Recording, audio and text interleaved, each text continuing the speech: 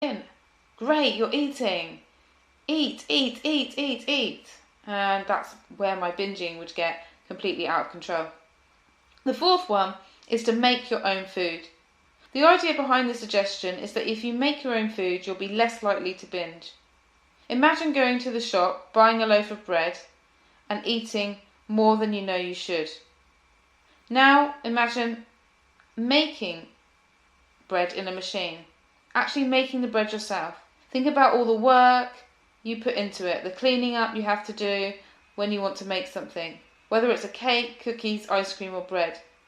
If you wanted to binge and had to make it from scratch for yourself, would you be less likely to binge? Now this, I do sort of agree with this, and sometimes I don't. So this one, you know yourself. Like, I have made my own cakes and binged on them again and again and again. So in some ways I don't believe in this one. However, when it comes to bread, when I make my own bread, I'm far less likely to binge on it because all the effort and the time that went into it, I'm more likely to savour it than I used to be when I used to get bread from the supermarket. So this does work. It doesn't work for everyone, so just a little bit of caution with that one. Because, you see, I will tell you to do what works for you. And that's why I'm being so honest about this one. The only great thing about making your own food is that when you make your own food, you can make sure that it has healthier products inside of it. For example, when I make bread, I know that I'm putting in flour, yeast, salt and water for it to culture. And if I go to the supermarket, then I'm going to get wheat, flour, high fructose corn syrup, couldn't say that, wheat gluten, soybean oil, calcium sulfate, malted barley and corn syrup, soy flour, dough conditioners, whey, loy, you know what I mean. E numbers. There's about another 15 different ingredients. I can't even pronounce them all. So let's just say, when you do make food at home, it's going to be better quality as well. And sometimes that can have an impact in our binge eating because it can have an addictive reaction, an addictive substance that makes us want to consume more.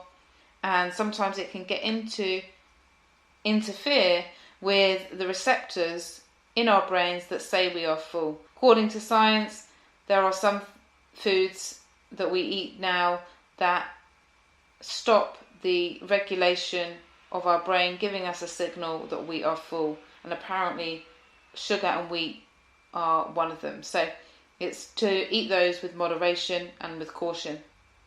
So really the point I'd like to make is when you make your own food, maybe for you will savour it more and it will cause you to binge less, and maybe it will be safer and healthier because you won't have all the chemicals, additives, preservatives and colourings that are inside of it, due to that highly addictive thing that I mentioned.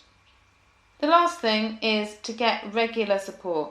Out of all the tips and advice I give to people who struggle with binge eating, in my opinion, having regular support is the most important thing someone can do for themselves until they have installed a new eating habit, a new way of eating.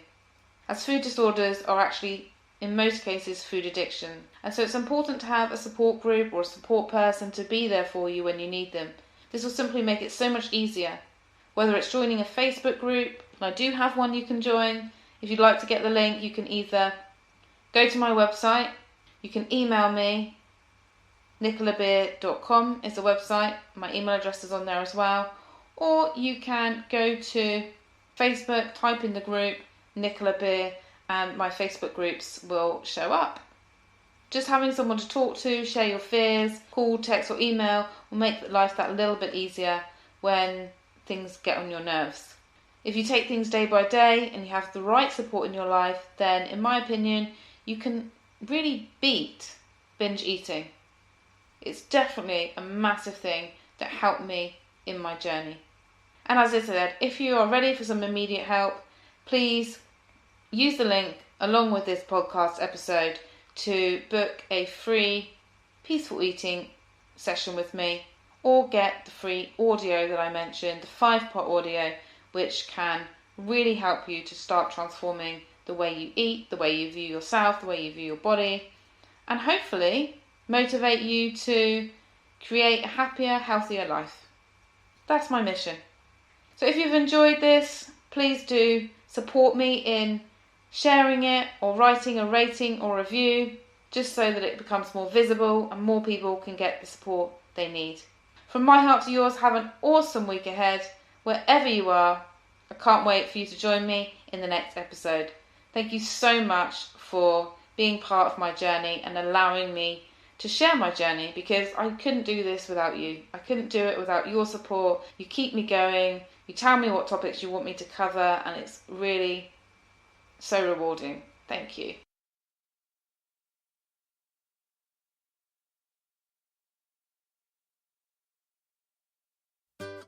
Thank you for listening to Emotional Eating with Nicola-beer. If you would like to find out more about her new system, aimed at getting beneath the issue of weight gain and harmful food control to eradicate the root cause of over and under eating, then you can visit her website at www.nicola-beer.com. There you'll find more free resources on how to become free and live a life you love. She also invites you to connect with her on social media. All her social media links can be found on nicola-beer.com also. Wishing you an amazing day ahead.